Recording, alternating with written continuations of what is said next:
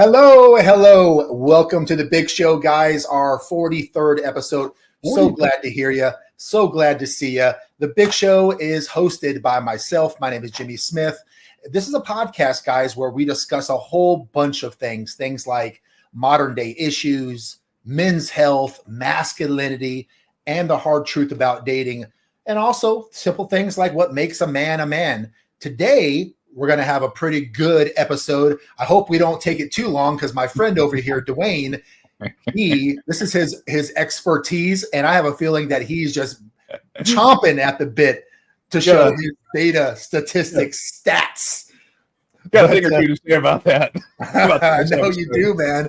So I wanted to pose a very, very important question and a very tough one, and that is, has feminism ruined today's marriage?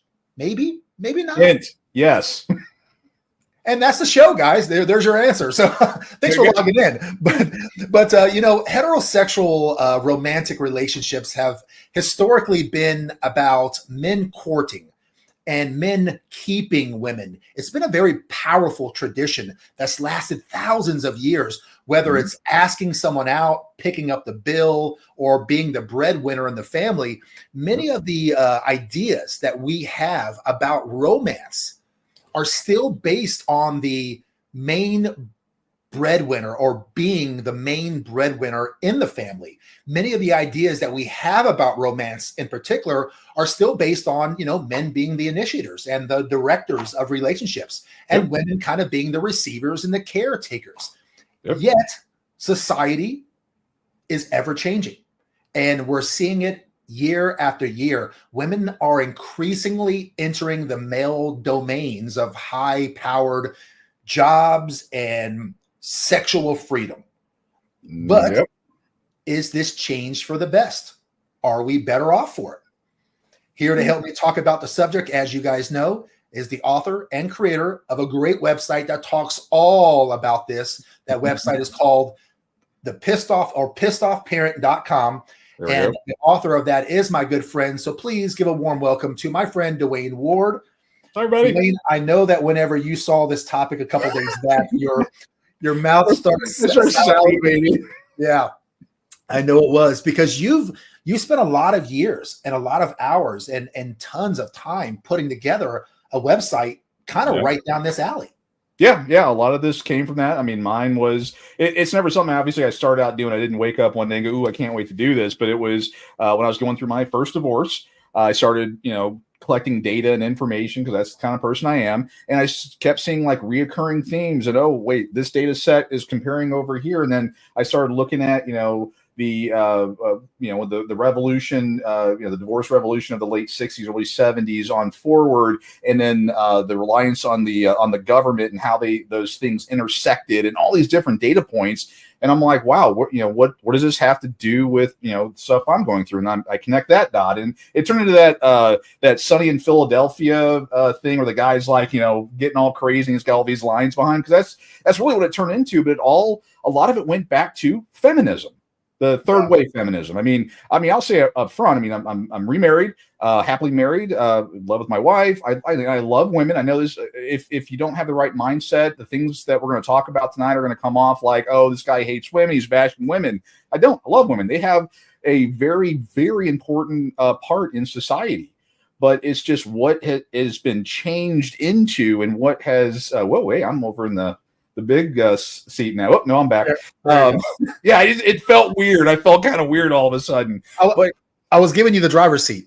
Oh, okay. Hey, well, you've seen me drive in Call of Duty. I should not be allowed to drive. That's a good point. I don't drive, and I don't do directions well. But anyway, what feminism, third wave feminism, I'll even argue second and parts of first wave feminism, it really ruined society. And it's definitely, for tonight's topic, it definitely ruined marriage with all the things that have changed and how it's hurt society. And turn the news on. I mean, that's one of the easiest ways to kind of do a litmus test, or to see if that's the case. But feminism has ruined marriage. There's just no other way of looking at it. Yeah. I mean, and I could talk all night. I mean, when you sent me, I'm like, oh my God, this is gonna be like a 5-hour podcast, and that we're gonna have to like do the Reader's Digest, and I'm gonna have to like cut out half my slides, and oh my gosh. But yeah, this is what you think. And and again, I'm so impassioned about it because I want people to learn from this that, feminism is one of the biggest lies ever told to women. And they need to stop it. I mean, that's just, ugh. But anyway, I'll stop there because I'll just do what I do best. There you go. Just off Yeah. Eric. Yes. Yeah. Yeah. Go to the website. All the information's there. The Facebook page obviously has it. There's gonna be some more big surprises coming up here soon if I can ever get the technical parts worked out. But yeah, go if you ever want to learn where all this data comes from or how the data got there, whatever. I have links. It's all free. I want nothing for it. I spend a lot of money every year to keep this stuff out there. But go out there and learn something and educate others. All right, I'll just stop there. No problem. Yeah. Our good friend Mike was looking for the website, so I just thought throw it out there for you guys. Doesn't know about my website? Come on, guys. This is you don't know about Dwayne's website? Oh, Mike, you hurt Dwayne's feelings, dude. Okay, yeah, pissed off Aaron. But anyways, good evening to Mike. We got ML on. We got General Miller on. I see Derek. My buddy Derek's on. Joy's on. We got a lot of people in here already. And let's see. Yeah, we got a few other people. Guys, don't forget to hit the like button if you guys don't mind. But yeah, so I'm thinking, right? As a person who gives relationship advice, I do a lot of research on this particular subject, including spending dozens of hours a month watching interviews between men and women. And men by themselves, and also women doing interviews by themselves. I've got a pretty good understanding of the nature of both. And I have noticed a change in the fundamental viewpoints of women since I've been paying attention for about 20 years now. The expectations that men have on females really, honestly, have not changed all that much. No. But there has been a clear difference in the expectations of females recently. Oh, yeah. When you dig deeper to understand why this is happening, you get, you also get curious to like when it started happening. It doesn't take too much time to see the blaring change. And when you begin to look at the stats, they all point to the same timeline and the same event, which was the women's revolution. Yep, it's one hell of a quinky dink that the women's revolution and societal issues. It's just weird. I mean, when they got suffrage rights, I don't know if I'm going ahead here, but and for those that don't know, suffrage rights was the right to vote. The 1920-ish, which we need to look what was happening around that same time. Anyone, but that when they got the right to vote, that was kind of the beginning of the end. Yeah, there was a woman named Phyllis Schlafly. I think. That's how you pronounce. Phyllis Schlaffer. Yeah. Anyway, Schlafly. Schlafly, I believe that's how you pronounce it. Yeah. But she came out with a book that suggests that 1960s women's revolution movement is ruining women and the country. This is her words in this book. She wrote it with her niece, Suzanne, and their book is called The Flip Side of Feminism is what the book is called. Good book. And it provides readers with a brand new vision of women in America. The bottom line is that they say, and I quote, feminism has sabotaged women's happiness. Yeah. Worse, she also adds that it's flipped male-female relationships on its head. And like an example of that, men more than ever are seeking love and marriage and kids, while women are seeking independence. So it's completely flipped. It's on their heads. Schlafly's niece, Suzanne, grew up seeing an alternative view to mainstream feminist views on like TV and media. And now as a mother in Missouri, she's trying to help her aunt highlight what conservatives feel is wrong with feminism and to help kind of build an understanding between men and women. The book is controversial, especially in liberal circles. And there's a lot of lines that, just make liberals' heads spin. Lines like this common sense. Yeah, common sense facts. Liberals hate that. But let me read you a quote that has really spun up a bunch of liberals. And I quote from this book. Unfortunately, once feminism came along, women abandoned their pedestal in droves and decided that they wanted to share the man's pedestal with him. They claimed that they wanted both sexes on the same pedestal to represent equality and prove men and women are the same. Instead, they found themselves in conflict. Since there aren't enough room on a pedestal for both of them, feminists push men off to make room for themselves. And she added, that's not equality, that's matriarchy. So, on the topic of sex, they go on to say in the book, sex is a problem as well. More and more wives today say they are too tired for sex. Naturally, this poses a problem for husbands, right? Who are rarely too tired for the event, right? Sex is a man's favorite pastime outside of baseball. And the wives who are too tired to have it are often resentful of this fact. If change is going to come, it's going to have to come from women because they are the ones who have changed the natural order of things. Right. Moreover, men, they really aren't the ones who boast about their place in the world. Right. Not because they have it so great, okay? Contrary to feminist dogma, it's not because they have it so great, but because it's not in a man's nature. Men tend to go along with whatever women say, whatever women want. We want peace. Yeah. I mean, listen, we all know, come on, ladies, men, we know that pretty much men, they just go with the flow, whatever you guys want. You want that house? Cool. Let's buy that house. You want that paint? The color paint, I'm cool with the color paint. You think we want 300 pillows on our couches or beds? I mean, trust me, there are no men out there who want 300 pillows. We don't, but we just don't care. If it makes her happy. They have 300 pillows on their couch, and they've got 400 on the bed. Talking to you, Brandy. Yeah. I mean, I'm throwing pillows off the bed like, ninja stars just trying to go to damn sleep. Yeah. There's no short supply of all that,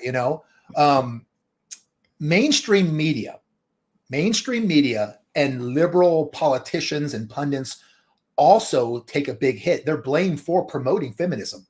They're especially critical of the feminist elite, like including Oprah, who are also some liberal. The View.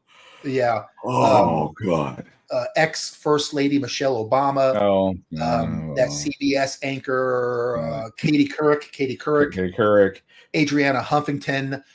What these women have in common, if you think about it, is all those women they have in common is clout. They have a lot of clout, and they believe that they know what's best for women.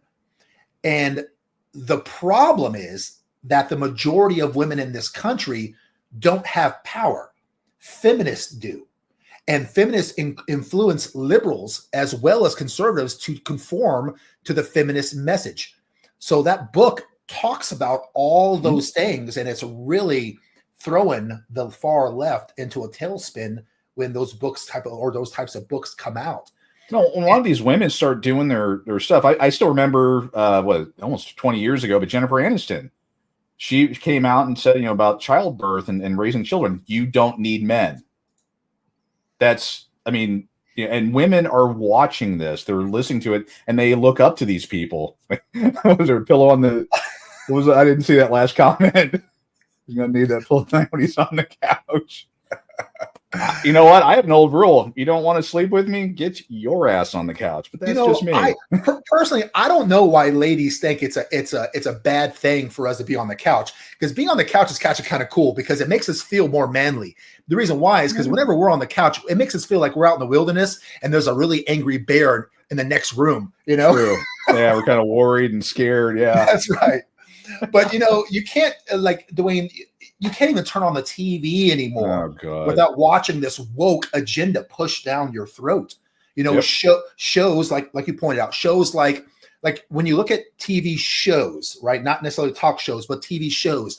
Think about all the woke agenda shows out there: The Power, Minx, High Fidelity, The Bold Type, Glow, NBC, Jessica Jones, the show I May Destroy You, Broad City, Little Big Lies, Killing Eve, Fleabag, The Mindy Project, Grace and Frankie, Good Girls, Younger, Harlots. It goes on and on. There's no short supply of it.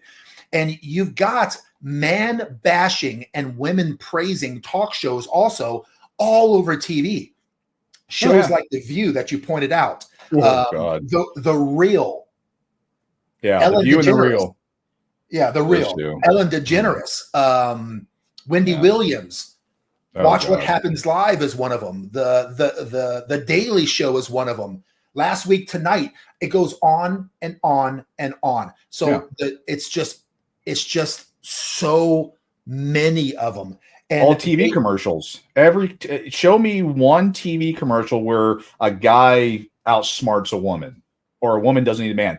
The one where the car battery dies. He's all do whatever. She of course calls whatever place and they come fix it, or the gas stove, or what.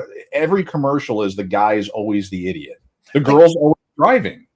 Like, you watch these shows and these guys are just babbling idiots. Yep. They can't do anything right. It's a woke agenda pushing down the throat. I mean, they're all just like idiots, you know? So it's just like there's no good masculinity on TV like there was when we were growing up in the 80s, and the 90s were kind of like the last kind of hoorah, if you will. TV shows portray men and fathers like idiots, to be honest. When you look at shows like The Simpsons, King of Queens, Everybody Loves Raymond, Arrested Development, we're all idiots. Yeah. Family Guy. Think of all those shows I just mentioned. What is the husband? An idiot. An overweight, babbling idiot. Right. Yeah. And what's the woman? Oh, she's successful. She's pulling it all together. She's the matriarch, and she's the smart one. She's the one that solves all the issues. The guy would just be completely lost without, without her help or whatever. I want to see one of those woke shows where they do an honest assessment and have, a computer issue or something. And the woman figures out the computer issue and not the guy. But that's a whole other personal fun story that I'll probably get talked to about later tonight. Yeah, and they do. They portray men as idiots. And one, you really got to be aware of this, and you have to look out for it, because even a seemingly innocent show that they show to kids nowadays portrays men and really as idiotic, bumbling fools. There's a cartoon. I don't have kids, so you guys would probably know this way better than me. Have you ever heard of the show called Peppa Pig? Oh, God. Not Pepper. I guess it's Peppa Pig. Yeah, that Bluey. Yeah, thankfully my kids are too old for that, but I was babysitting a kid a few years ago. Actually, I made her a little 3D print of Peppa Pig. But I had to watch a few episodes of that, and oh my God. It completely portrays the father as an idiot. Oh yeah, dad's a fat moron. Yeah. Yeah, and this has an effect on children unconsciously. It does. I mean, these kids are growing up watching these TV shows like Family Guy and watching Peppa Pig when they're even younger, and they're growing up thinking that think of the message that it's sending to little girls, that you're going to eventually grow up and be a mother, and you're gonna have to take care of kids and also your husband. Oh, I see Facebook posts, women posting. You didn't realize you're gonna have to grow up and take on a third child. Yeah. And I, of course, push back on that. Like, no, there's only, not happening. And think of what the message is for young boys. Oh yeah. I'm going to grow up, and I've been taken care of by my mother. And when I grow up, I'm going to have a wife to take care of me as well. And then women complain that there's no good men out there. Ladies, you have to join the fight here. Okay. If we stop watching these idiotic freaking shows that portray men as idiots, then there'll be a better pool of good, competent, successful, assertive, masculine men for you and our daughters in the future. If not, we're going to keep on going down this road. Over 80% of domestic spending is by women. We know that women spend the majority of the money, right? So I can somewhat understand why so many advertisers portray the man, husband, the boyfriend as an idiot. I can kind of see it. You always follow the money. Always follow the money. It's trying to pump up the female ego, and the advertisers reckon they can win more women over by portraying the men in their lives as morons, while the women in the advertising is sensible and is long-suffering, having to deal with living with this stupid man. And the fact that most of these advertisers were no doubt thought up by men just adds insult to injuries. Right. But it is what it is, man. I mean, there's so many people that will abandon their morals for money. If it's not bad enough, it's particularly bad with the kids shows. Like I mentioned in the title, that Peppa Pig flagrantly represents the father as an idiot. I'm not sure, honestly. I wasn't sure how popular this show was in the US, but I know that over in the UK and Ireland, it's like really, really popular, that Peppa Pig. That girl that I babysat for a while, she loved it. I mean, again, I made her a 3D print of one of the pigs or whatever, and she just, to this day, loves it. If you guys have not seen one of those shows, watch an episode of it and observe how the father's portrayed. You know what? I can show you better than I can tell you. I can show you better than I can tell you. Hold on. I'm going to show you guys an episode of this Peppa Pig. Let me get to it. This is going to be an example of what I'm talking about, how the daddy is an idiot. Mommy goes away for a while and everything goes to shit when mommy's away. Tell us how you really feel. Hold on one second. Let me show you, because I can show you better than I can tell you. Who wants to watch some Peppa Pig? Peppa Pig. Who would have thought on a Sunday night at 6 Central? Yeah. There's Peppa Pig. Okay, how do I get this thing to play? Hold on. I think you push the play button. Yeah, hold on. Got to push the play button. There we go. Can you hear it? I can hear it. This is my little brother George. This is Mommy Pig. And this is Daddy Pig. Look at big fat Daddy Pig that can't even shave.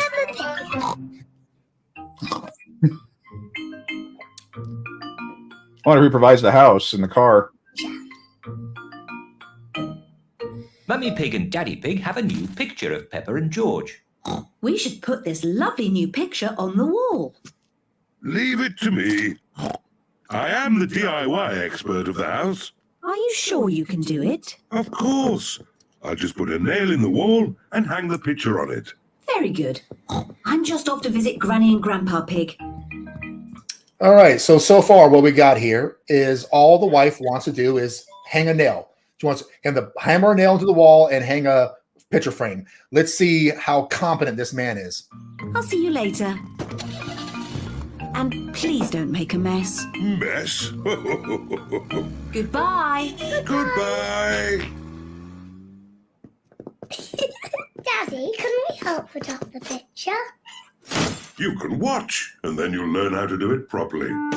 First, I need a tape measure. And a pencil.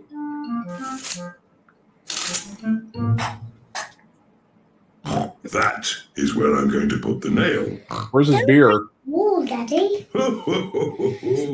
Now I need a hammer and a nail. Oh boy, puts the mark like 3 feet lower than the other picture, but whatever. Yeah. It's my OCD kicking in. Stand back, children, and watch a craftsman at work. Daddy Pig is going to knock the nail into the wall. Don't break the wall, Daddy. Don't be silly, Peppa. Easy as pie. Oh, it's not meant to do that. Daddy Pig has made a big crack in the wall. Oh, Daddy, you've broken the wall. It's just a tiny crack. The picture will hide it. There. Babbling idiot, right? Yeah. I can still see the crack, Daddy. Yes. I'll just take the nail out and fill in the crack. Don't make a mess, Daddy. Oh, don't be... repeating what Mommy says. Oh, it's coming out. Whoa! Must be masonry nails. Womp, womp. because Dwayne, we all know that number one, you can just simply hammer a nail into brick. We all know you can do that. Oh, yeah. Yeah. You don't need a hammer drill for that and a good bit. No, you just hammer a nail into it. And then second of all, once you get the nail into the wall, as soon as you take the nail out, it actually ironically pulls out 6 bricks along with it, apparently. Yeah. Oh, Daddy. Now you really have broken the wall. Do you think Mummy will notice? Yes, I think she might. Quick, George. What are they doing? Daddy, we can see you. Daddy Pig has to mend the wall before Mummy Pig comes home. Brick, please. First, Daddy Pig fills the hole with bricks.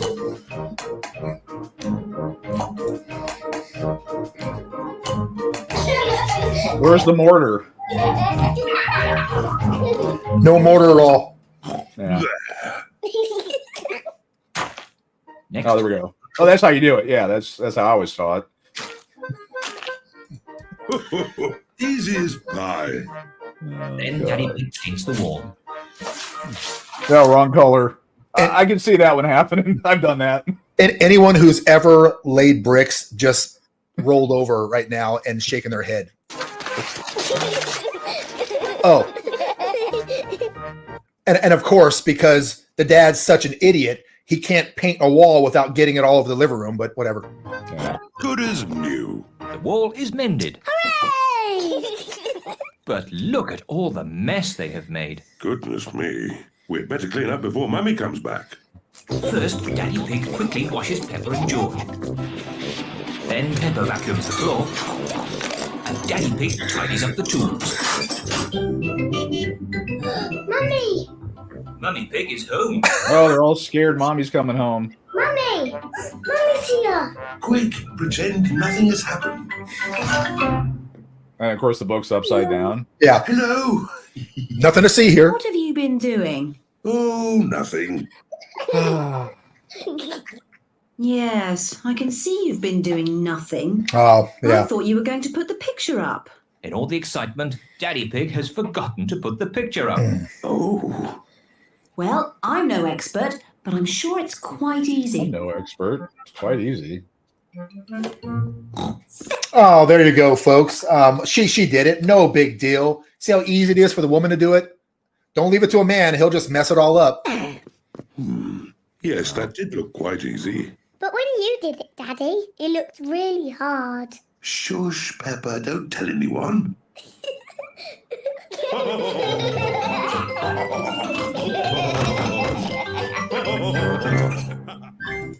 Can you imagine if that would have been like in reverse, something that, like the woman, I don't know, cleaning something and couldn't figure out how to use a vacuum cleaner, or, something that would be a traditional role and she couldn't do it, the world, that show would be off the air before. Dude, if the tables were turned, women would lose their effing minds. Wow. If a man tried to show her how to put the right laundry together or feed some dishes into the dishwasher, we all know what would happen. It's just, look, this, and you want to know what's sad is that this show is an enormously popular show with kids. Well, instead of women raising their kids, they stick them in front of their iPad or whatever, and this is what they watch all day while they're being raised. That's right. And you know how kids are. Their brains are like sponges, man. Oh, yeah. For any men that are listening to this who have children, I strongly advise you to monitor what your kids watch. Yeah. Because look, they are your kids just as much as they are their mother's children. You are equally responsible for them, and you are equally entitled to engage with them and also watch or monitor what they watch on TV. Yeah. And to deal with such blatant anti-men propaganda, man, just take care of it as you deem fit, because this is just crazy, man. While I'm thinking about it, guys, don't forget to like, share, and subscribe to the Dad Talk Today page.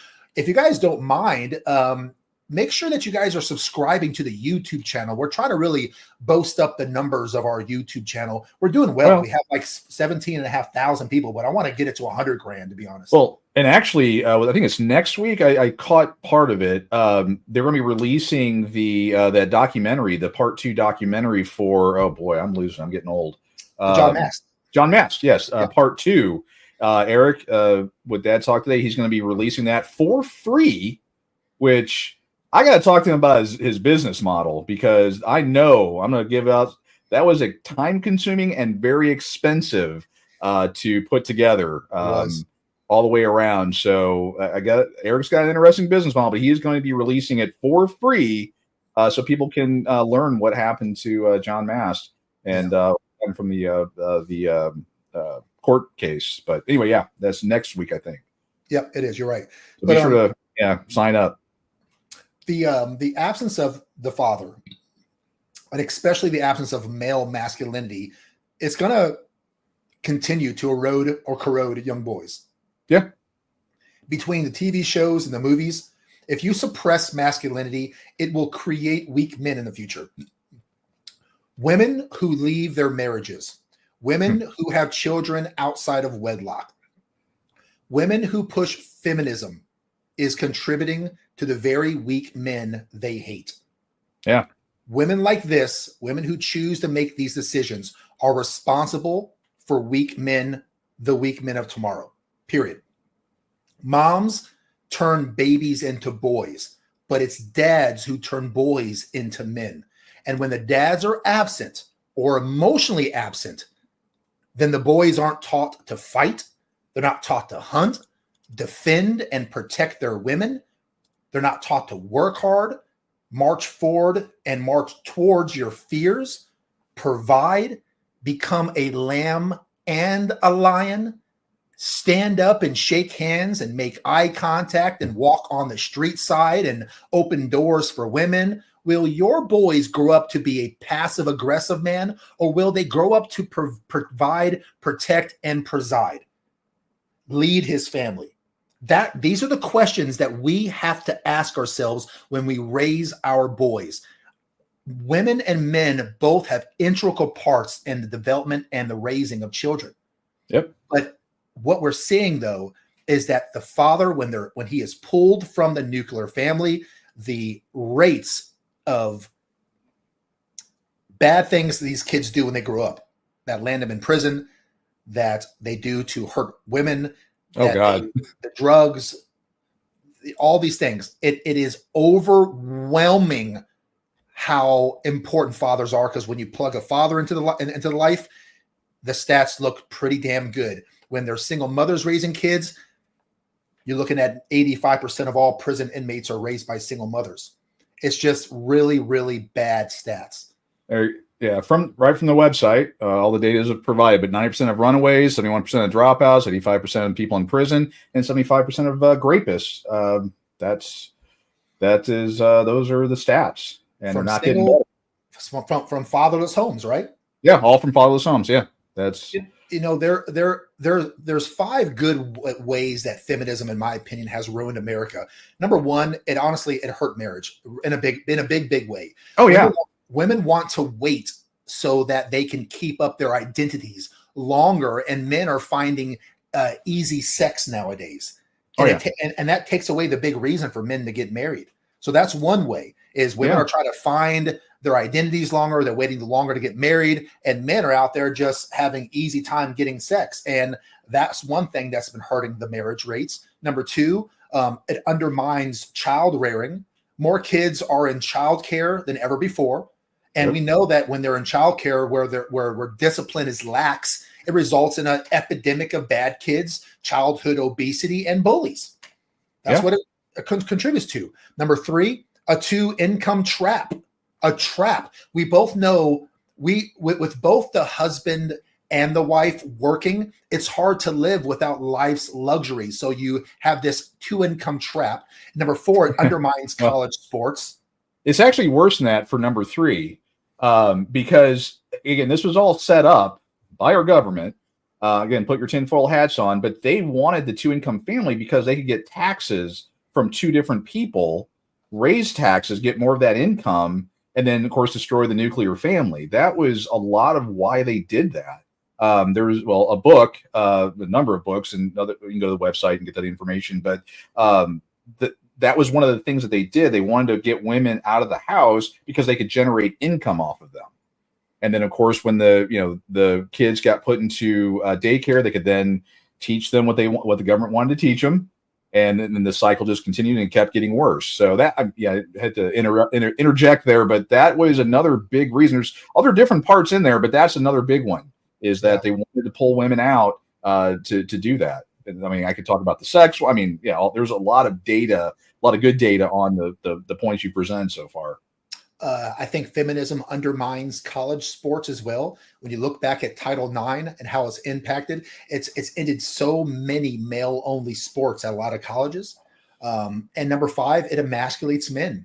It's better to be a wuss than to speak up or mouth off and faces. And it's in today's world, men are feeling like this. Men feel that it's better to be a wuss than it is to speak up, because they are in fear of charges of harassment or chauvinism. So or grape or assault or whatever. Yeah, women will run their mouths, and then and no one's going to believe, after he says something or stands up, then everyone's like, oh, and they play the victim, and they win every time. I mean, Amber Turd is a great, televised example. It's just ridiculous. Yeah. And when you combine that with the lack of discipline that a father instills in his children, then you get boys who become lazy and easily controlled by outside influences like porn, social media baddies on IG, OnlyFans content, alcohol, weed, drugs, video games, TV obsession, overworking themselves, toxic foods that lower testosterone and promote inflammation. Like they're susceptible to all these things. The rise of hyper masculine women caused by feminism produce controlling women. These types of women are quick to cut men down and emasculate them with their disrespectful words and their mother behavior. And these women constantly challenge everything a man says, because deep down inside, she doesn't trust men. And she's still living in her survival mode. Men need to feel supported and encouraged by women to help them rise in their masculinity. Women contribute to that. Men's emotional health is not supported any longer, and it has not been for at least 15 years. Men don't have enough outlets to feel their pain and release their inner demons. And this pushes them to bottle it up and become explosive, addicted, and emotionally numb. Yeah. Feminism and marriage are two intertwined facts. As women become more feminist, marriage is affected. Birth rates are affected, and women in general are affected. Feminism used to be a movement of equality. The original feminist movement worked tirelessly to establish equal rights in both the private and public spheres for men and women. Women gained the right to vote and to be active in politics. Feminism was— How'd that work out? Yeah, it started off as a libertarian movement, but it was not the same libertarian or liberation, I should say, that modern women or modern feminists propagate. The original feminism was not obsessed with making men and women indistinguishable. Right. It was not about, in its original form, it was not about tearing men down and swapping genders. Yeah, when you look at first, second, and third wave feminism, I mean, forgetting what I know about even first wave feminism had the appearance, at least, of getting to equality. Second wave feminism did a little and then there you go. That's it right there. Yeah. And then third wave was, topple, men are worthless pieces of trash, and they should be destroyed. That's third wave.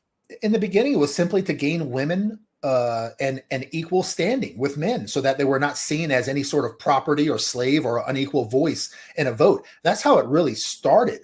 But it hasn't like it's evolved to more power grab than it has anything. and look at the feminism and how it is today. It looks completely different. There's nothing. I'll speak for America. There's nothing in America. There's no rights that a man has in America that a woman does not have anymore.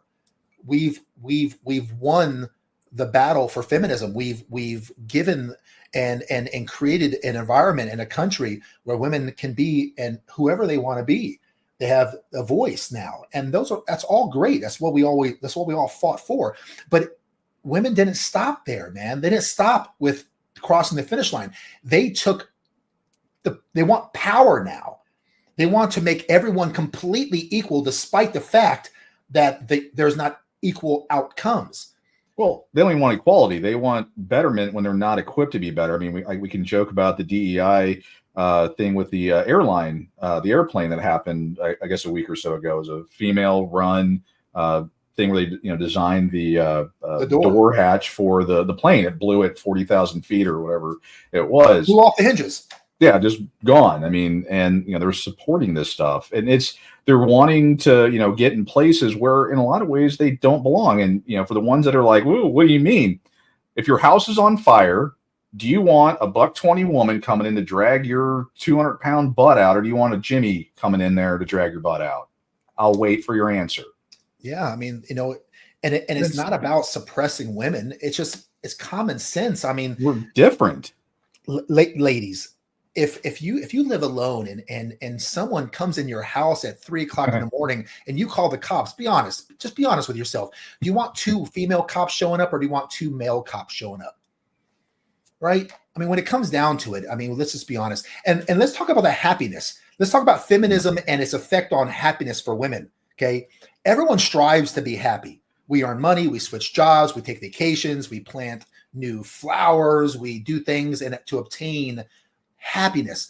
But recently there was a young women's leadership summit, and one of the speakers asked a provocative question. She told the crowd to pause as she asked this question. She says, "Who's the most extreme feminist you know today?"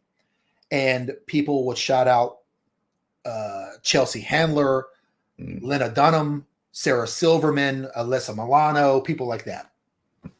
Those are some of the ones that came to mind from the crowd. And then the lady asked, she says, "Ask yourself a very simple question. Do you think those women are happy?"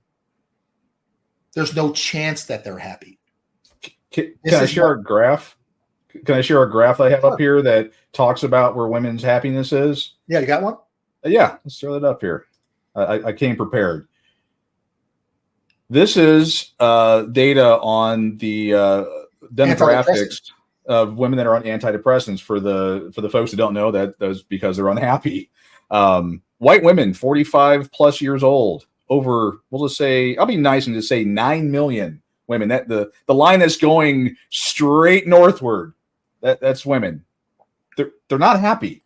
No, that's just cold hard facts. Yeah, and that's been the last 10, 15 years. Yeah, that spike has happened. 2010. That sharp spike, but I mean, it's been going up, rapidly since the early millennium, the 2000s. But yeah, I have another graph of teenage women and their view on happiness. I could grab that real quick and pull it up here in a second. But it's similar. It's a different graph, but it's similar. The same thing. Women are just not happy. Yeah.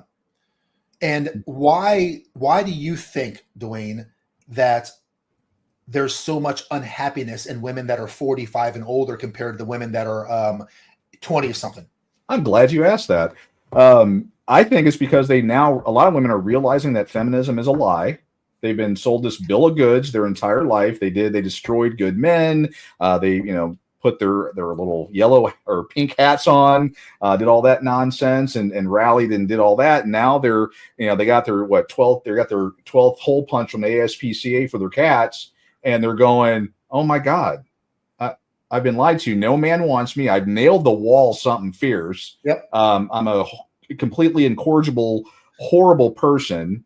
I've lied, I've cheated, I've slept with, half the men in America or not, world, whatever, blah, blah, blah, blah. And I've got nothing. My kids hate me because the kids have grown up seeing what the mom did to them. I'm talking, I guess, to divorce, a little bit more divorce couples, but the kids have grown up and they finally now realize what mom did to dad, destroying him, mentally, emotionally, financially, etc. And they're like, you're a piece of garbage. Intrinsically, they know what they've done is wrong, and they're like, I can't cope with life knowing that I'm a piece of garbage, and they're on antidepressants to try to get through the next day. And so feminism is wrong. It was a lie. And there's two more reasons that I am very confident in knowing why ladies 40 and up are more depressed than any other age group. Feminism has lied to them so long and told them that you can do better. You don't need no man. If a woman goes on social media or talks to her girlfriends and says, oh, Dwayne and I had this argument. Here's what he said. Here's what he did. Her girlfriends, what advice is her girlfriends telling her? What advice are women on social media telling her when she talks about your argument? They're telling her, you can do better. You don't need to put up with that. You should just leave him. And then you combine that with all the attention that they get on social media, and they start to think that their options are vast. They don't realize that their options for sex is what is vast, not their options for relationships. Right, because you said, it's a well-known statement that, men control access to relationships, women control access to sex, and a 10 will sleep with a 1 every day of the week. I'm sorry, a male 10 will sleep with a female 1 every day of the week. He won't date her. He won't get into a long-term relationship. Yeah, oh God, no.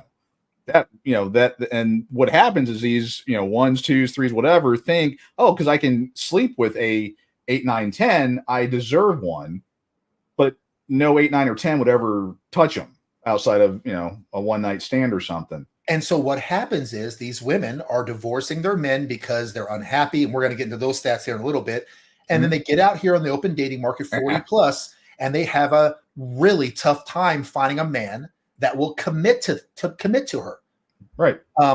These women are going, oh, I'm going to find my second husband. And look, do the research yourself. Go and research what percentage of women who are 40 and over are get married. It's 2.9%. Let's just round it up to 3.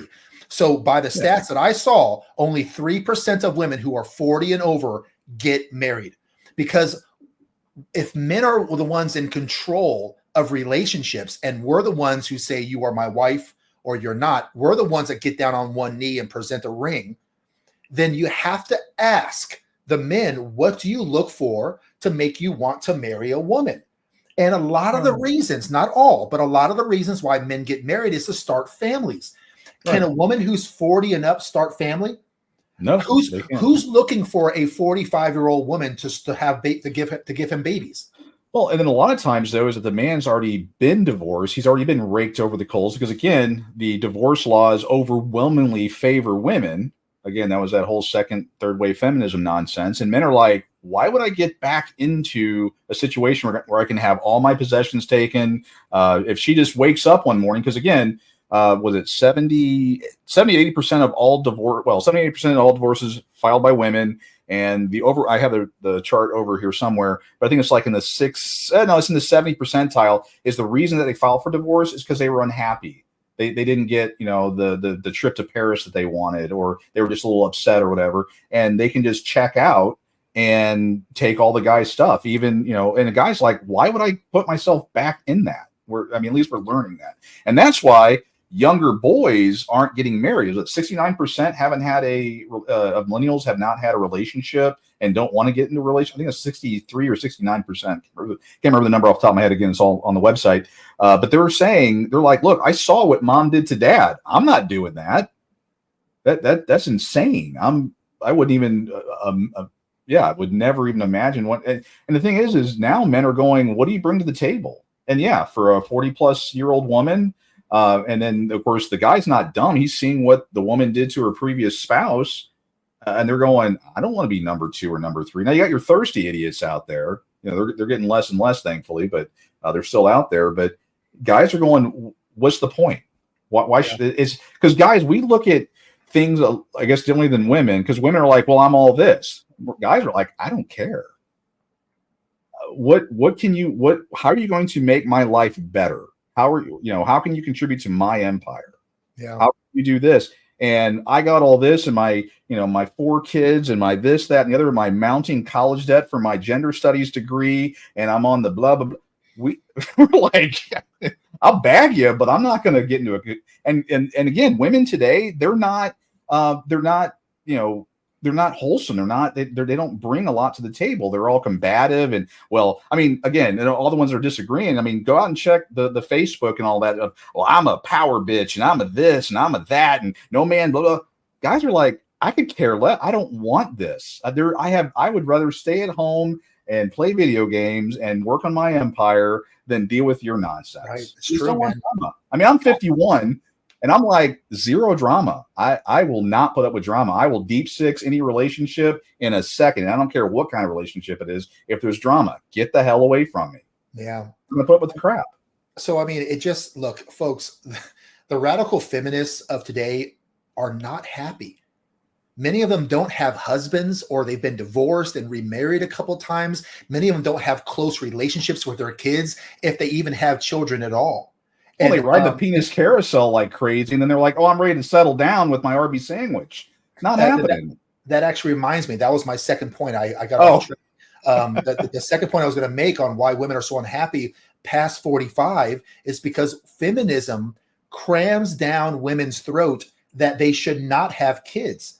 They should that they should wait. So you got these. Feminism says to a woman, be independent, focus on your career, focus on the bag, focus on your BMW. And what happens is that these women, they get into their 40s. Now their eggs are dried up. I mean, they've got their credit scores are higher than their egg counts, and which is low.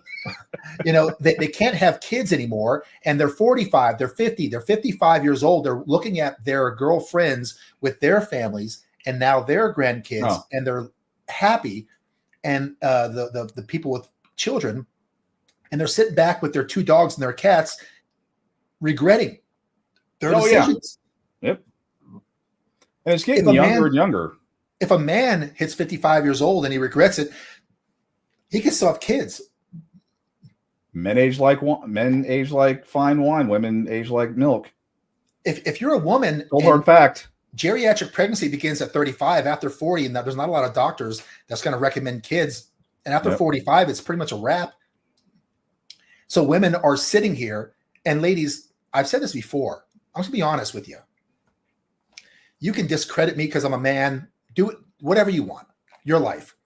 But if you think for 1 second that your career and your big house and your Birkin bag and your Mercedes outside is truly going to make you happy, you've got another thing coming. You've got another thing coming. It has always been since the dawn of time that the things that have made women the happiest is human beings. Yeah. Women create families. Women are designed for that. There's a story of this guy. I said this on a podcast a long time ago, and he's at a family reunion, and it was the reunion was taking place because it was the great grandmother's 92nd birthday or something. Remember the story? Yeah. And he tells a story, and he says, we're at this birthday party with my 92-year-old grandmother, and there must have been 80 people there, all families, kids, and her kids and their kids, their grandkids and their great grandkids, like 80 people. And you want to know what he said? He goes, no one asked her what kind of jobs she had in the past. No one asked her what her title was. No one asked her about what she bought or where in the world she traveled. There was 80 sentient beings that all came from that one woman. And no one cared at all about the things that she accomplished in life that were materialistic. All they care about was that she was responsible for 80 people. That's what truly makes women happy. Ladies, if you don't want kids, fair enough, fine. Yeah. I'm not really talking about you. I'm talking about the women who are on the fence on whether or not they should. And I'm just saying that if you listen to the feminist propaganda, I just don't want you to be 45, 50, 55 years old and have made the worst mistake that you ever have. And when you look at those age groups as the chart that Dwayne showed you, it's pretty damn apparent that women are unhappy more now than ever before in that age group. And these are the reasons why I think it is. Well, it's starting earlier and earlier. Here's another quick one. Let's see here. This is teenagers. And from 2011, 2021, the difference in sad or hopelessness. So Getting worse. So the blue is teen girls and the purple is teen boys. And the percentage of girls compared to boys who are feeling persistently sad or hopeless. Yeah. 57% of teen girls feel sad or hopeless. Yeah. Almost 60%, almost 6 out of 10, compared to 3 out of 10 men. Wow. And they're in full-blown feminism. You know, guys are dumb, girls are smart and great. We can do anything. That's what they're sitting. So I don't know if you know who Isabel Brown is, but Isabel Brown is is a contributor for the Turning Point USA. She said feminism used to be about making men and women truly equal in society by celebrating their differences. And she says now the woke feminists among us are determined to erase femininity altogether.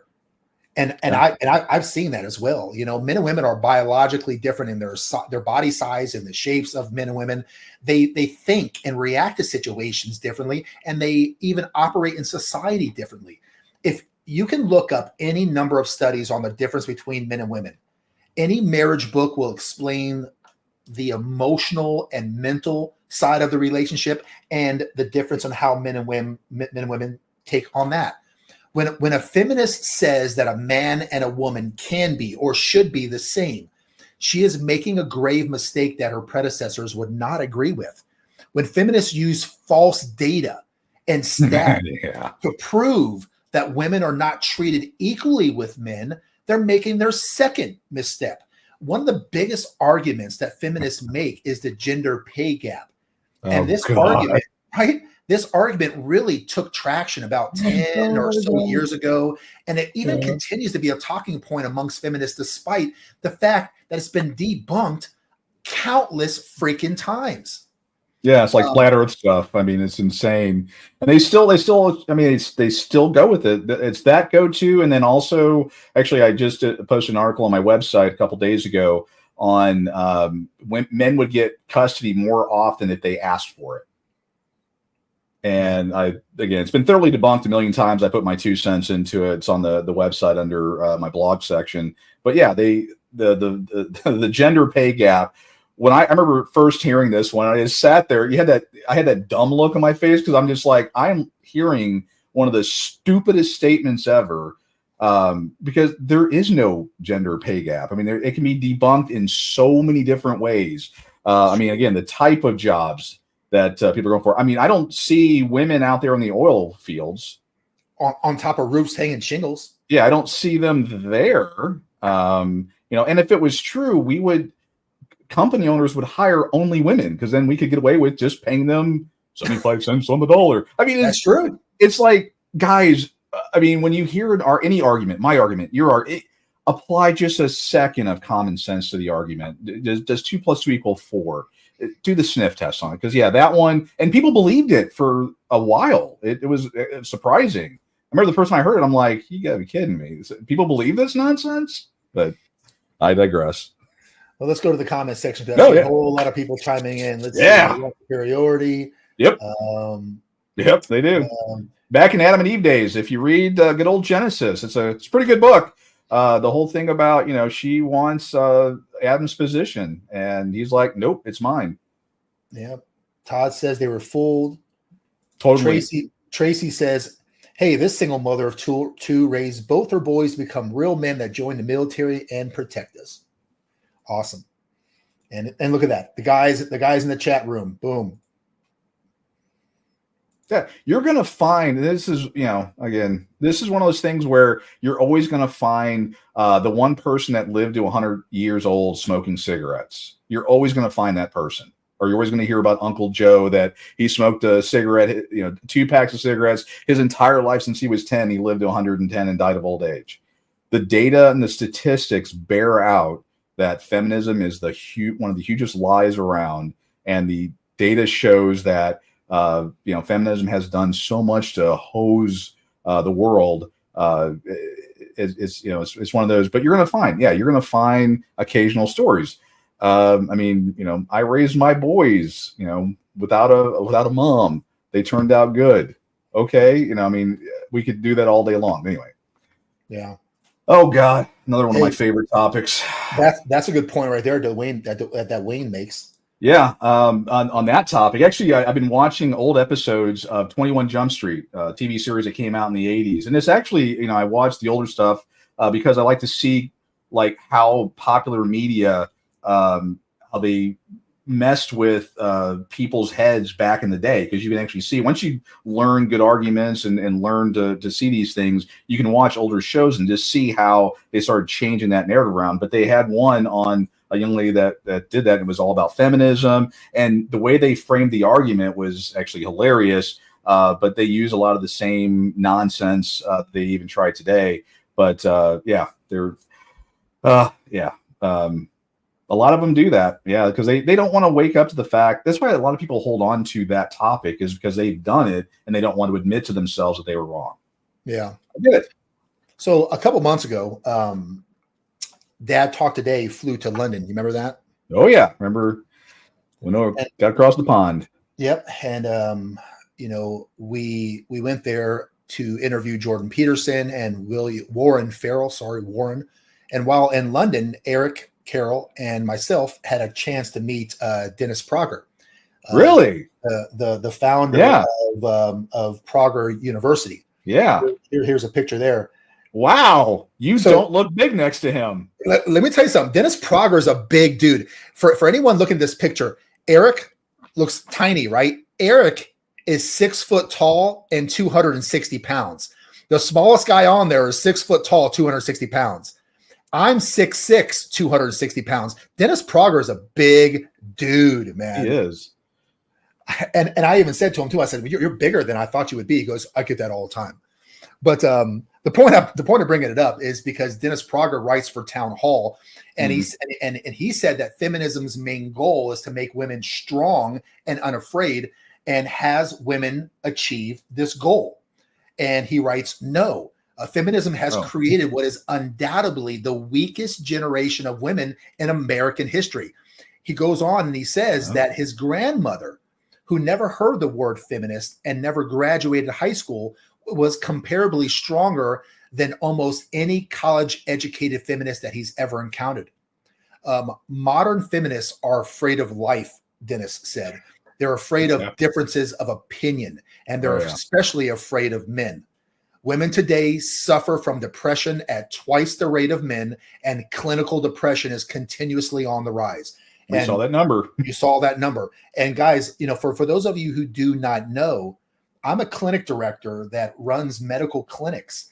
And so whenever you come into the clinic, what you have to do is you have to list all your current medications. So every patient that comes in, that sits in front of me, I get a chance to see what current medications they're on. And let me tell you something. It's true. 25% of every woman that I run across is on some sort of antidepressant medication. I see it firsthand. Wait, 75% are running around unmedicated? It's blasphemy. I mean, so much unmedicated females out there. So, I mean, could it be that as women stuff down any natural instincts to be a mother and a loving wife, and they replace those instincts with careers and, like hardened perspectives of life filled with male oppression? Is it any understanding or that women just miss the main point of life? They're just going to miss it, man. And as social media continues to be a part of people's everyday lives, women are continually absorbing the idea that they are clickable profiles and nothing more. Let's talk about feminism and how it's affected birth rates. Oh God. So yeah. When I was a little kid, think about this, guys. Think about this. Maybe you guys agree, maybe you don't. Think about it. When I was a little kid, I saw lots of pregnant women and lots of mothers wrangling their kids when I would go with my mom to the grocery store. Today, it's rare to see a young mother. It's rare to see a young expecting mother now. The fertility rate is falling drastically, and women don't have any desire to have more kids anymore. Well, the other part of that, though, it's kind of a good thing because 30% of all children born in America are to unwed mothers. Yeah. So, I mean, I know your point of is sad that we don't have, but we need to get it back to man, woman, kids, nuclear family. Husband, wife, and kids. Husband, wife, and kids. You know, the BBC reported that women in 1950 were having an average of 4.7 children in their lifetime. Right. And, you know, researchers at the University of Washington Institute for Health Metrics and Evaluation showed that the global fertility rate is nearly halved to 2.4. And that study was in 2017. So from 1950 to 2017, the fertility rate is cut in half. And in their study, it projects that it will fall below 1.7 by the year 2100. Yeah. And what they're teaching now, they're actually teaching classes on how to maximize child support. And they're teaching young women to have multiple babies by multiple dads to maximize their child support. So of the 2% that's being replenished, those are happening as a result of that. Yeah. There was a scary statistic. There was 23 nations that projected to see their populations basically cut in half. By one of them. Cut in half. 23 nations already claim it. Let's talk about the effects on marriage that feminism has had. Aside, like setting aside the birth rate, right? I mean, marriages are also declining as young people prefer to live together for several years later and then get married down the road instead of getting married when they're younger, like they used to back in the 50s or 60s. There was a magazine, I think it's magazine's called Brides. It reported that the average to get married in the UK has finally tipped over the 30-year mark. And in the US, the average age of marriage has also been increasing. Many point to the average age of men being 29 and the average age of women being 27. So, you know, just a handful of years ago, you were 22 as a female and 24 as a male, something like that, whenever you were getting married. You know, now we're pushing where people are in their 30s as the average before they start getting married. You look like you're pulling up stats. Yeah, I'm trying to find actually one of my videos. I think there we go. Try to get that exploded here. Uh-oh. Let's see if I can pause that. So when I talked about like how when I started doing my research and everything, let me present this, share my screen. There we go. So this is on one of my cartoon videos, but this showed, you know, when the divorce revolution happened in 1969, then Governor Ronald Reagan, he passed no-fault divorce, and then the rest of the states, of course, fell in line. And what year did he pass that? 1969. Right. So everyone looking at this chart, when Ronald Reagan passed no-fault divorce in 69, what year did that thing start spiking? 1969. Went boom through the roof. And now people are like, oh, marriage is back, or divorce is getting better. No. Marriage is, we're not getting enough people married. So that's obviously having an impact on the divorce rate. We're still doing a lot of divorces, but the marriage rate's not keeping up with it. So that, because before it was traditionally, you know, everyone gets married and all that good stuff. Now, the other one that's a little more scarier is when you look over here and you look at the dependence on the government. And so that gets into that whole spider web of Title 4D, which we talk about, which is, you know, the program that was, again, created for child support to pay back the states for doing welfare and all that stuff. Well, when 1969, and actually my cartoon goes into detail on that, but so I'll kind of sum it up. But all these women said, oh, we're free, we're feminists, we're smart, we're successful, we're empowered, whatever. We divorce our husbands. And they're like, okay, I ain't got a job. I don't have any skills. I can't do this, can't do that, blah, blah, blah. No men want me. Oh, I go on welfare. Well, there's this number right here. So all of a sudden, all these, the states started, you know, breaking because they couldn't afford to pay all these women on welfare. So then that's when the child support thing really kicked in. And, you know, there's, again, if you watch the cartoon, which is available on pissedoffparent.com for free, it'll walk you through that with dollars and dates. So, but yeah, I mean, the data's all there of how Yeah. this happens. Not some cockamamie crazy scheme to hate women. This is when second wave feminism really kicked in. That's what it's done to the country. Those are just simple facts, not opinions. Yeah. Those are objective and not subjective. You know, as women became angry and masculine, men started becoming weak and feminine. Couples stopped marrying, and no one seems to love freaking kids anymore. It's so weird, man. I mean, is it any wonder that the family unit in America is falling apart? Feminism is destroying the family in America, and every woman is told that she's doing the right thing by shunning wifehood and motherhood in favor of career and money. The next time, guys, that you're on social media, take a look at the comment section anytime a woman talks about her desire to stay home and raise children. Oh, yeah. If a woman's on social media and she says, I cannot wait to be a wife and a mother and be a stay-at-home mother, go to the comment section. The women in the comment section will trash her. They call her all kinds of names. They bully that woman. The men in the comment section praise her for her traditional values, and the ones that aren't simped. Yeah. The ones that aren't simped out. The ones that are not simps. And they praise her, and they actually tell her that they wish there was more women like her out there. Right. The mindset of women today is the opposite of where it was 50 years ago. And do you remember me saying, we talked about this a few months back.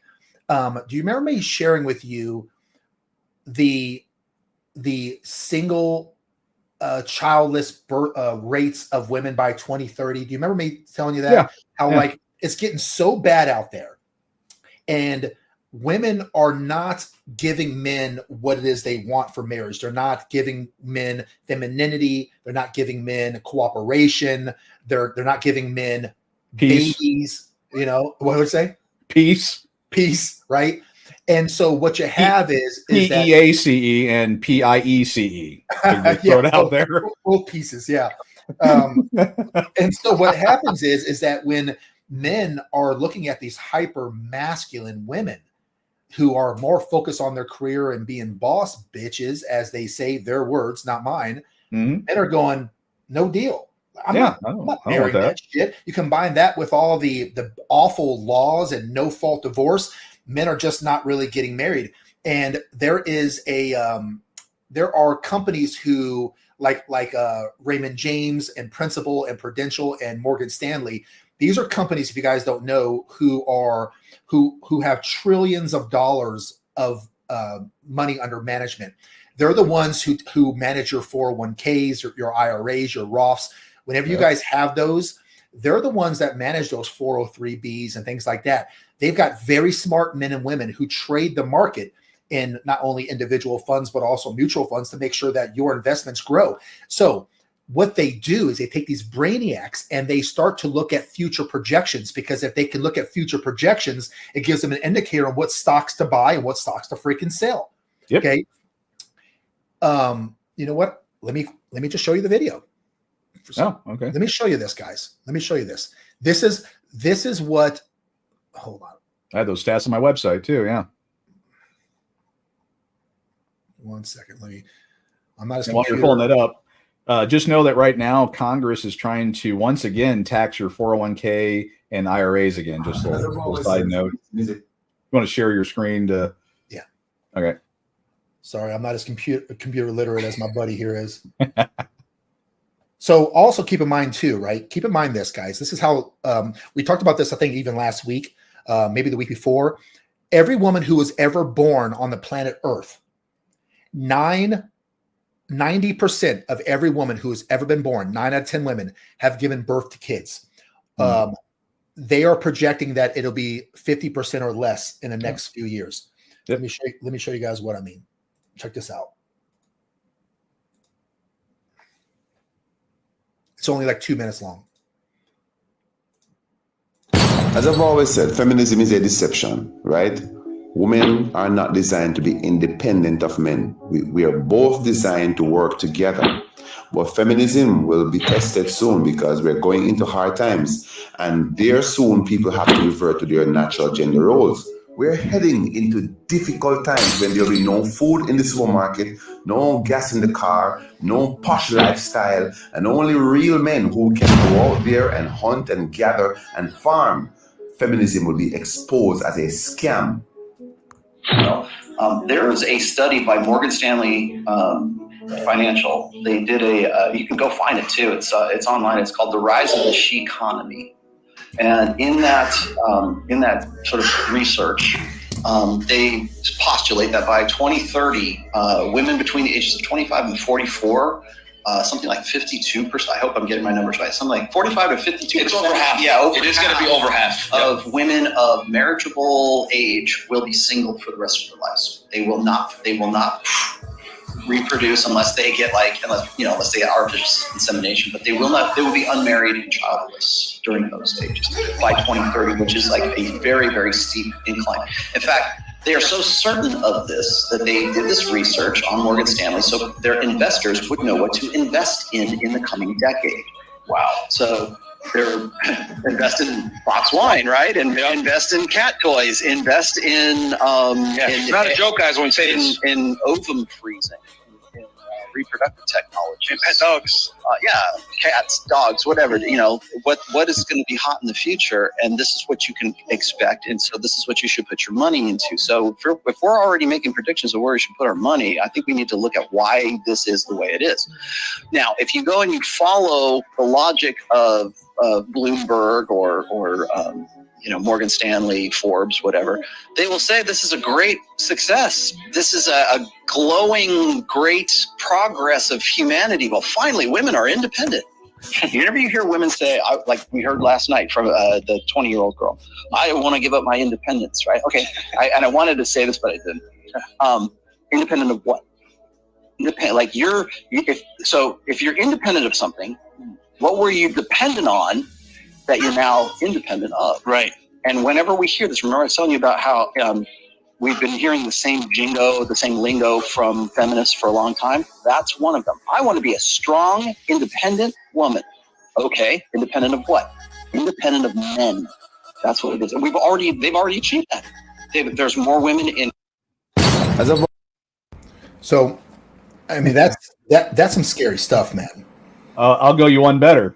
Let's see here. Let me present my screen.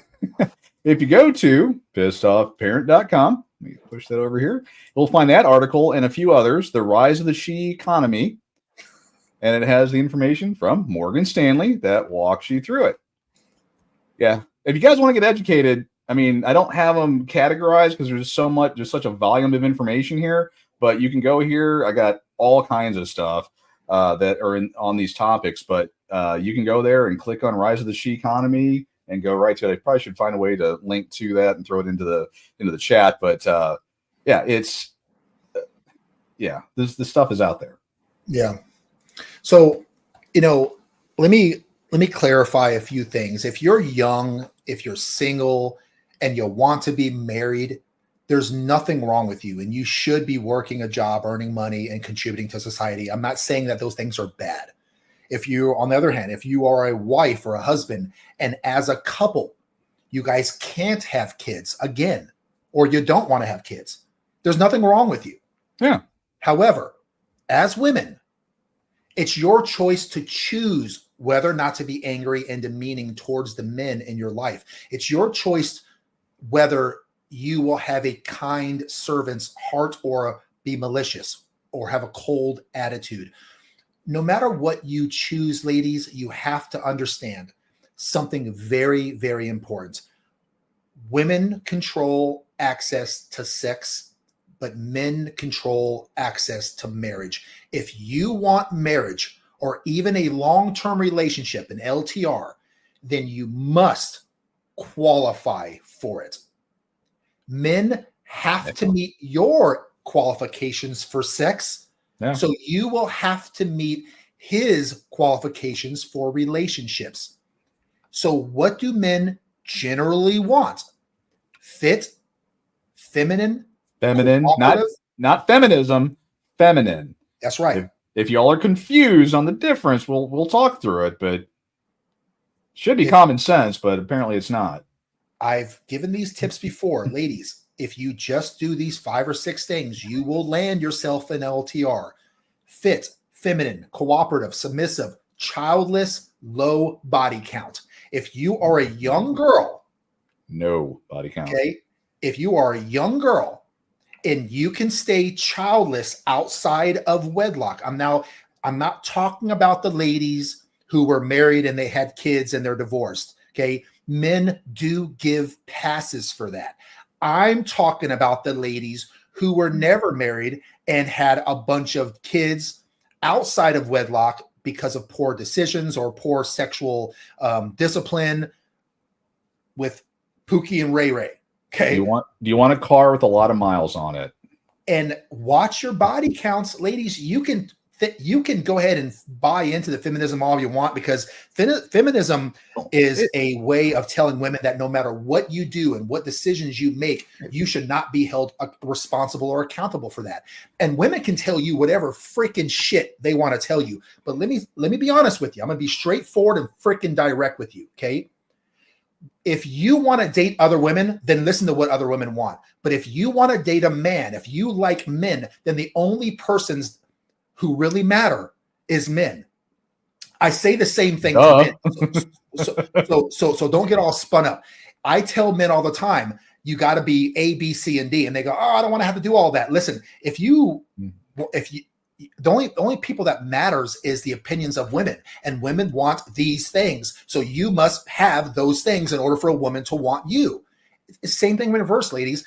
But we have told women so many times that you can just come as you are. You don't have to bring anything to the table. You just bring yourself and a man will choose you. Well, the stats are showing otherwise. And do not make the mistake of ringing up your body count, having unprotected sex where you're popping out kids outside of marriage, because you will find yourself without a husband. Men are not wanting to become stepfathers. This is not 1970. This is not 1960. Okay. My generation, Generation X, was pretty much the last generation that will accept that. Try getting a millennial or a zennial to be a freaking stepfather. Good luck. So I'm just being honest with you. I know it hurts to hear it, because the problem when you tell women we don't like women with kids, we don't like women with high body counts, the reason why women get so mad about that is because you can't unring that bell. You pretty much disqualified yourself for a marriage for most men. Not all, but likely the men that you want, those guys have options, and they're not generally jumping out there looking for a woman who has 2 or 3 children with 2 or 3 guys that wasn't their freaking husband. Okay? If you didn't require that man to marry you before you give him a baby, then what are you doing? The highest honor that a woman can give a man on this planet is children. The highest honor a man can give a woman is his last name. Ladies, require him to marry you before you give him your highest honor. And if you don't, you will have to you're going to have to face the consequences, period. What we got here, bud? All right, study done. It's a different graph than the one I had, but I want to just did a quick study, or pull the study in. This is chances of first marriage between 16 and 40 by reported numbers of non-marital sexual partners. There you go. Everything you said. First marriage between 16 and 40 by reported numbers, non-marital sexual partners. Okay, I got you. Basically, after you have even one, I mean, the other diagram that I have that I can't find right now is basically when you go from 0 to 1, that number gets bad. Anything really above 1, the number just goes horribly south.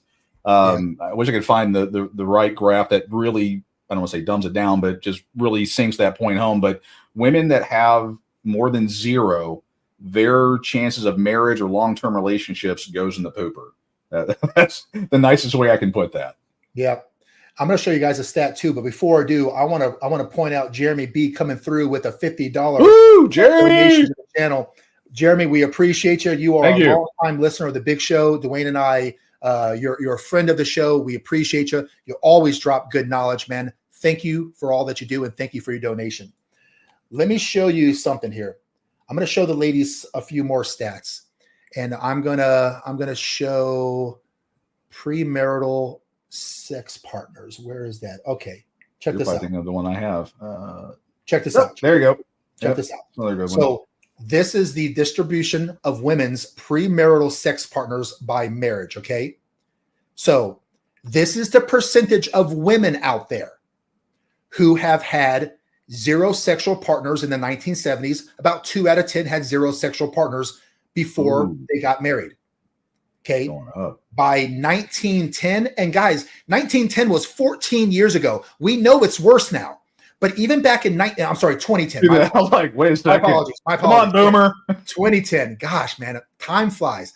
By 2010, and that was 14 years ago, only 5% of the women out there are virgins at marriage.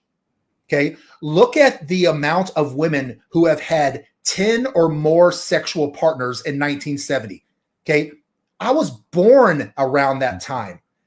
There was only 2% of the women out there who had 10 or more sexual partners. Now it's almost 20%. And we know it's more than 20% now because that was 14 years ago. But back in 2010, it was 18%. Right. So look at that. Look at that crap. And again, these women that are like, oh, well, it doesn't fine. It does. You're talking to guys. Your girlfriends or Sims can tell you whatever. You're talking to guys. It matters. If I hear you've laid more pipe than Carhartt, I don't want nothing to do with you. Yeah. I got another one too. Boy, look at I'm at to step my game up here. Jimmy's bringing all these stats and data. I'm no longer going to be the data guy. What's up with that? I'm taking over. I'm okay. So I've got something that I thought was really, really interesting, and I try to find one that would broke it down by country. So if you're from the UK or you're from Switzerland, like our boy Mike is, whether you're from Germany or the US, whatever, I've got a stat, Dwayne. I'm about to show you that shows hit me how many sexual partners a woman has on average, okay, in her lifetime.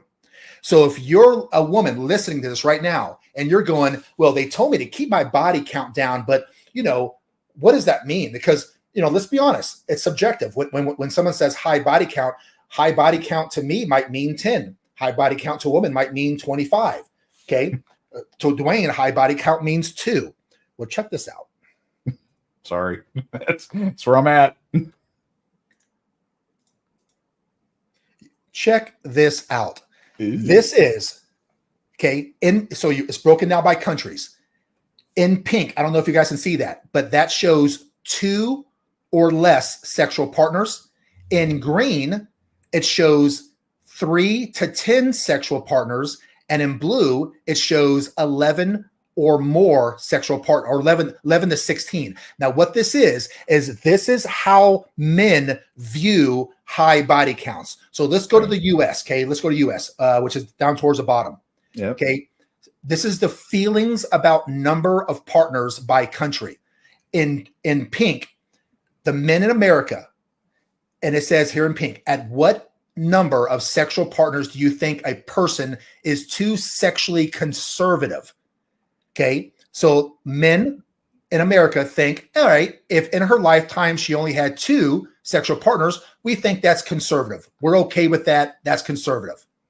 In green, it says, what do you think is the ideal number of sexual partners for a person to have in their lifetime?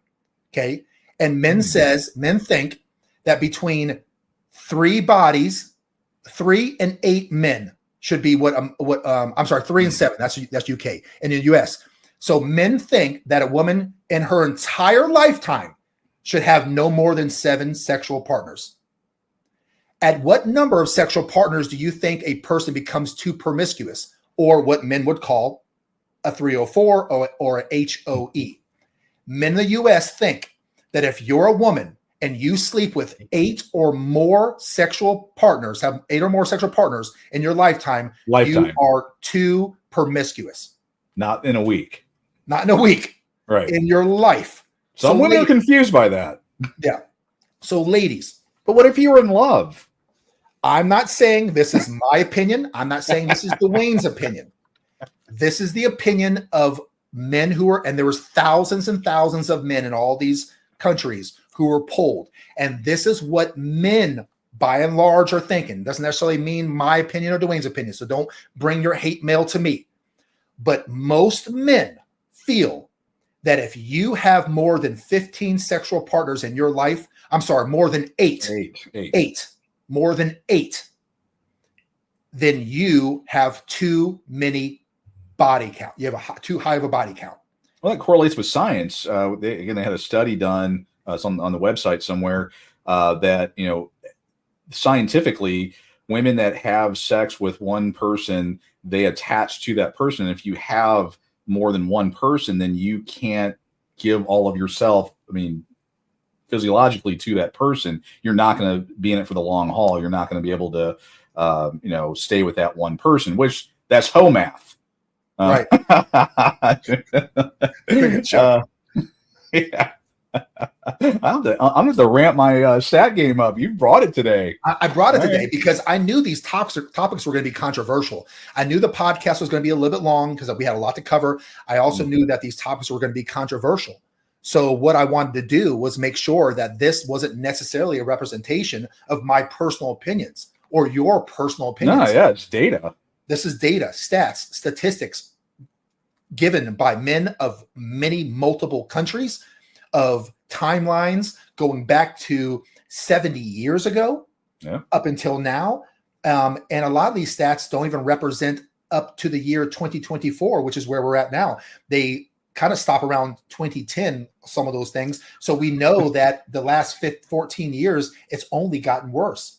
They probably went, okay, I'm done here. Let's just stop reporting this crap. So, that is the real world, ladies and gentlemen. That's the real world. And that's how people feel out there. That's how men feel. That's how men feel about women's ideology now. But what about I'm a whole new person and I've given up that life. I'm a new creation now. I've done that special spray down there or whatever. What does that do? That change anything? They're a born again virgin. Yeah, the born again virgin. I've accepted Christ and I'm a whole different person now. I wouldn't do that. Yeah, well, that don't work, by the way, ladies. Guys do not accept born again virgins. You are not a born again virgin. You want to know the women who talk about becoming born again virgins are the ones who know that their body counts are way too effing high. Yeah. Cold hard facts. Yeah. So guys, sound off in the comment section, guys. Do you think these data and these stats that we're showing are dead on? Do you think they're off? Do you think that it is a representation of what you personally feel? Do you feel differently? The women who are going to be reading this, the comment section, because when you go to Facebook and you look at it again, they can read the comment section. Do you let them know? Let them know what you think is acceptable, what you feel in your heart. And we need men out there pushing back against that narrative. When you get like that lady that wanted to stay home, and she was getting ridiculed by other females, which that's a whole other fun topic. That's where we need to get people out there fighting back. There was a Matt Walsh post about men need to not be afraid of marriage, and I went out there and posted the data, the facts and all that stuff. And actually, a number of people jumped on, thumb up in it, and people had never heard of me and people that knew me. But pushing back, we need to get people pushing back against that narrative that having a high body count is okay, and doing feminism is okay. We need people pushing back against that. That's how it's going to change public opinion. That's how it's going to happen. And I'm going to give my last little tip. I'll speak to the ladies a little bit. I've heard, when I bring up this topic, of course, it's controversial. All I'm saying is that, ladies, feminism is lying to you. It's lying to you and telling you that you'll be much happier with a career, no children, and a lot of money. They're lying. It's not true. we just showed an hour and a half worth of stats and data and a good argument to show that is incorrect. Feminism will tell you that you are sexually liberated, that you should go out there and have hot girl summer and go to Vegas and get, D down and ride the C carousel until you turn 35. And then you can all of a sudden become a born again and find a good man that you've passed up when you were in your prime years. That's another thing. And he's going to marry you somehow. And what we're seeing is that is not true. That is not true, because the data shows that marriage rates as you get older as a woman drop drastically. They drastically drop because what men want, they're the consumers. If women are the product, then the said consumer of such product are men. And men are not buying that junk. They're not buying it, man. So I'm just letting you know that if you're like most women, where in your heart of hearts, you truly want to be loved by a good man and be in a long-term relationship, whether or not you want to have kids, that's up to you. But don't listen to the feminist propaganda and the media and the TV shows and the talk shows and your single, miserable girlfriends try to convince you to give up your life, because unfortunately, God made you this way. Not me. I didn't create you. The Lord did. He created you with a timetable. And that's right around 35, 40 years old, somewhere in that range, where if you don't have kids by now, it's pretty much over with. Yep. You have to do your own soul searching, your own heart looking. Look within and you decide for yourself. But if you are not sure, if you're on the fence, fair enough, make whatever decision you want to make. But can I give you some advice? No. Please don't have kids outside of wedlock. Men, don't get a woman pregnant unless you marry her. Yeah. Both of you, the man and the woman, the father and the mother, you're going to struggle. You're going to struggle because financially he's going to struggle and emotionally she's going to struggle. She's going to struggle finding a guy who's going to take on that type of situation, and he's going to struggle ever becoming a financially successful, independent man with his act together and his shit together to attract the woman in the future. You both are going to be hurt by this. Not all times. There's some great success stories, but just don't gamble against it. Don't make life harder than it has to be. Did you want to add something before I close up the show? I just remember Ann Coulter. She went on Father of some show or whatever, and it's a great clip. It's out on the website somewhere. And she's I like the way she put it. She says, if you're going to have a child, the best place that you want them to be, it doesn't matter if they're white, black, North America, South America, wherever, the best indicator of success for that child is that mom and dad are married. That is hands down. The data has supported it forever. I'm sure we're going to hear I had a single this and my man was abusive, which that's a whole other fun topic, and blah, blah, blah. And my kids turned out great. Beautiful. You were the 100-year-old uncle that made it, that far smoking his entire life and didn't get cancer. There's going to be the outliers, but the data shows hands down, doesn't matter anything else. If mom and dad are married, the kids got the best chance for success. And if you actually care about kids, that's what you'll do. My final thoughts are this. Ladies, every day brings a struggle to choose the right attitude, to treat people right, and to be kind. Every day you have to make sure that you are treating the people around you good. Feminism is destroying marriage. It's destroying, I believe, women's minds. I believe it's destroying families and children. It's time to stop the destruction and bring back the development of traditional marriage roles for men and women. Let the man take the lead and do the heavy lifting. It's okay for women to have babies and cook and make a beautiful home for your husband and your children. This has been the way that women have lived for thousands of years. This is how your very grandparents have been. This is the reason why your grandmother has been so happy, and the reason why your grandparents have been married for the past 50 years. Their traditional values. Thinking that you should do the exact opposite of what has bred long-term successful marriages, and somehow that'll bring success now is absurd thinking. Look at the outcomes of those decisions. You saw the data today. Look how it's destroyed relationships. People nowadays consider a 5-year relationship as long-term.